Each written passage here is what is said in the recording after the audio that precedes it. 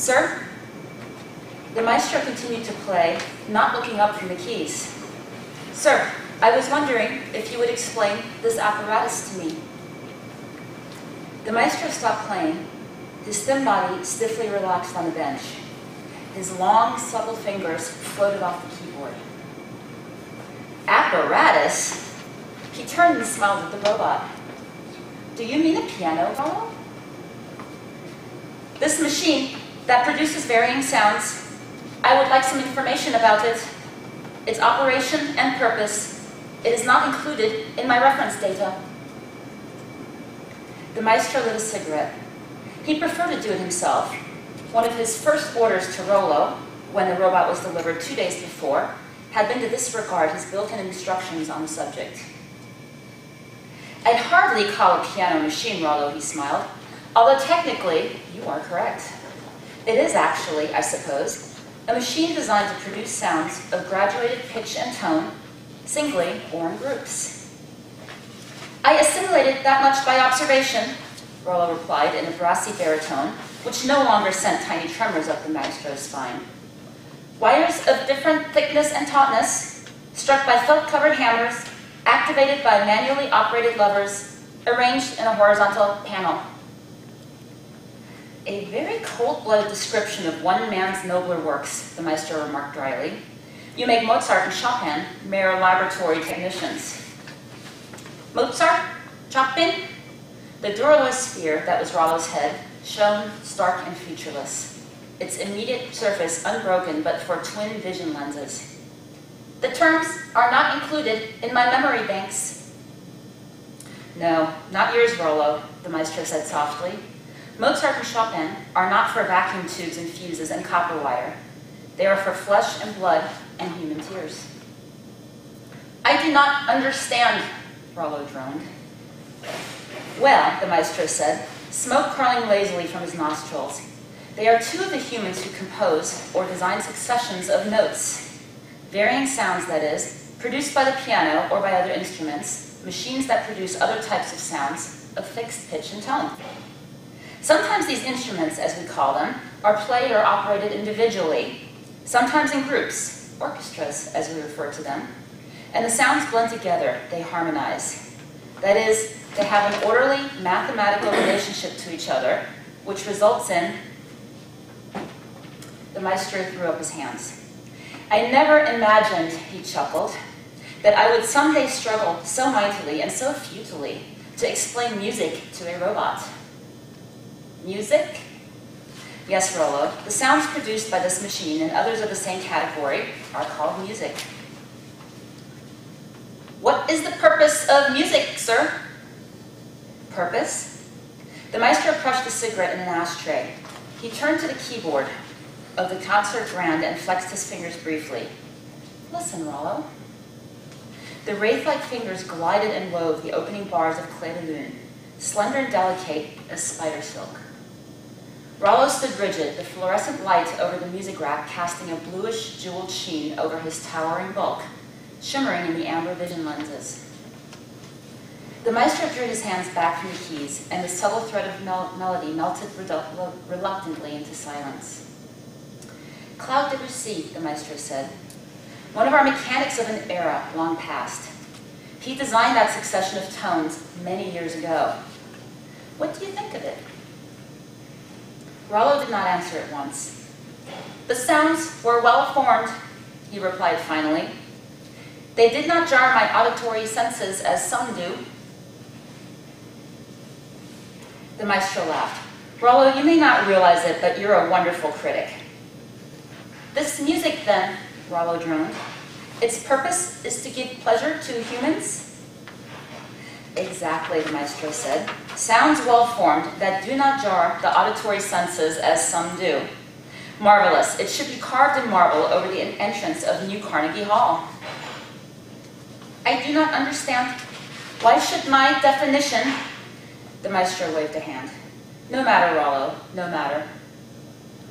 Sir? Yes, Rollo?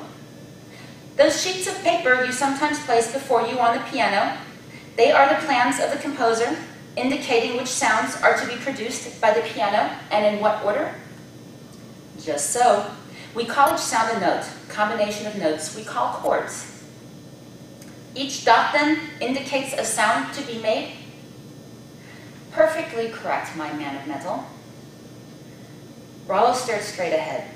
The maestro felt a peculiar sense of wheels turning within that impregnable sphere. Sir, I have scanned my memory banks and find no specific or implied instructions against it. I should like to be taught how to produce these notes on the piano. I request that you feed the correlation between those dots and the levers on the panel into my memory banks. The maestro peered at him, amazed. A slow grin traveled across his face. Done, he exclaimed. It's been many years since pupils held gray these ancient locks, but I have the feeling that you, Rollo, will prove a most fascinating student. To instill the muse into metal and machinery, I accept the challenge gladly. He rose, touched the cool latent power of Rollo's arm. Sit down here, my Rolodex personal robot model M-E. We shall start Beethoven spinning in his grave, or make musical history. More than an hour later, the maestro yawned and looked at his watch. It's late, he spoke into the end of a yawn. These old eyes are not tireless like yours, my friend. He touched Rollo's shoulder. You have the complete fundamentals of musical notation in your memory banks, Rollo. That's a good night lesson, particularly when I recall how long it took me to acquire the same amount of information. Tomorrow, we'll attempt to put those awesome fingers of yours to work. He stretched. I'm going to bed, he said. Will you lock up and put out the lights? Rollo rose from the bench. Yes, sir, he droned. I have a request. What can I do for my star pupil? May I attempt to create some sounds with the keyboard tonight? I will do so very softly, so as not to disturb you. Tonight, aren't you? The maestro smiled. You must pardon me, Rollo. It's still a bit difficult for me to realize that sleep has no meaning for you. He hesitated, rubbing his chin. Well, I suppose a good teacher should not discourage impatience to learn. All right, Rollo, but please be careful. He patted the polished mahogany. This piano and I have been together for many years. I'd hate to see its teeth knocked out by those sledgehammer digits of yours. Lightly, my friend, very lightly. Yes, sir. The maestro fell asleep with a faint smile on his lips, dimly aware of the shy, tentative notes that Rollo was coaxing forth. Then gray fog closed in, and he was in that half-world, where reality is dreamlike and dreams are real. It was soft and feathery and lavender clouds, and sounds were rolling and washing across his mind in flowing waves. Where? The mist drew back a bit, and he was in red velvet and deep, and the music swelled and broke over him. He smiled. My recording. Thank you, thank you, thank... The maestro snapped erect, threw the covers aside. He sat on the edge of the bed, listening. He groped for his robe in the darkness, shoved bony feet into his slippers. He crept, trembling uncontrollably, to the door of his studio and stood there, thin and brittle in the robe. The light over the music rack was an eerie island in the brown shadows of the studio.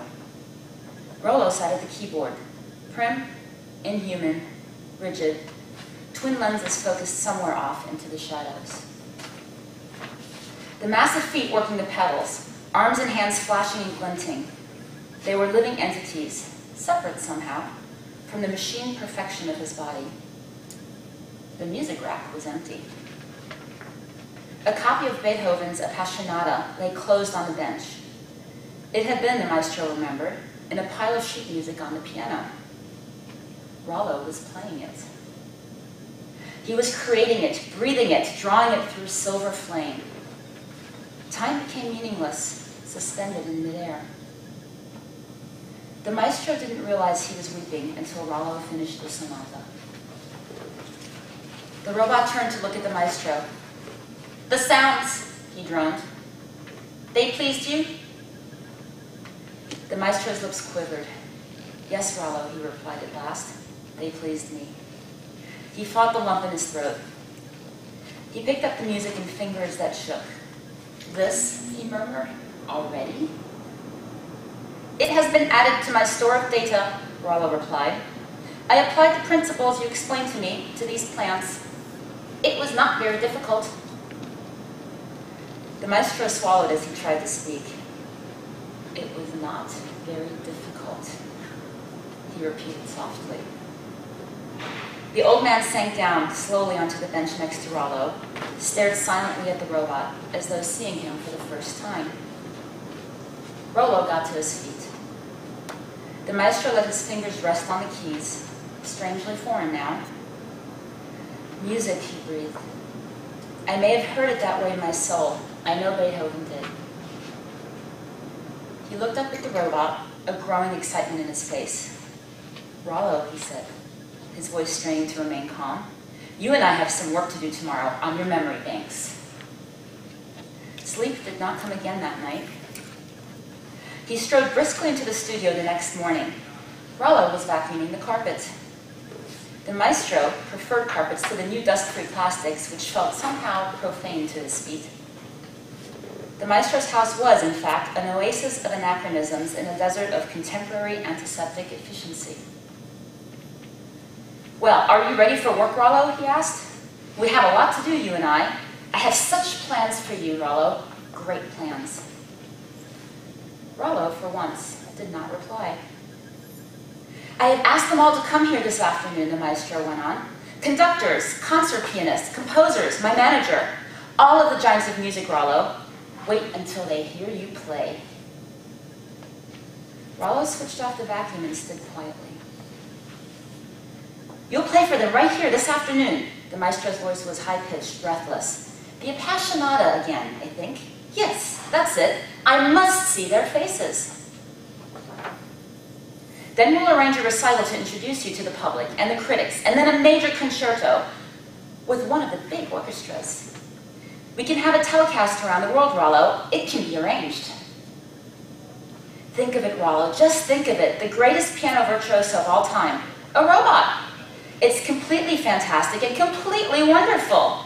I feel like an explorer at the edge of a new world. He walked feverishly back and forth. Then recordings, of course. My entire repertoire, Rollo, and more. So much more. Sir? The maestro's face shone as he looked up at him. Yes, Rollo? In my built-in instructions, I have the option of rejecting any action which I consider harmful to my owner. The robot's words were precise, carefully selected. Last night, you wept. That is one of the indications I am instructed to consider in making my decisions. The maestro gripped Rollo's thick, superbly molded arm.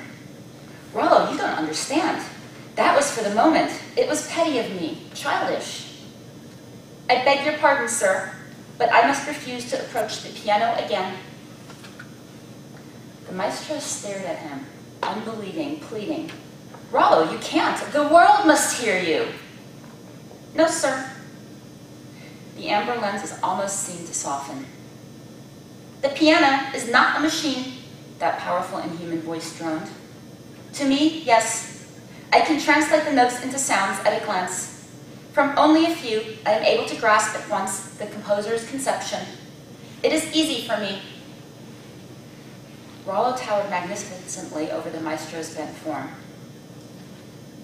I can also grasp, the brassy monotone rolled through the studio, that this music is not for robots.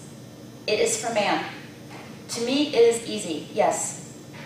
It was not meant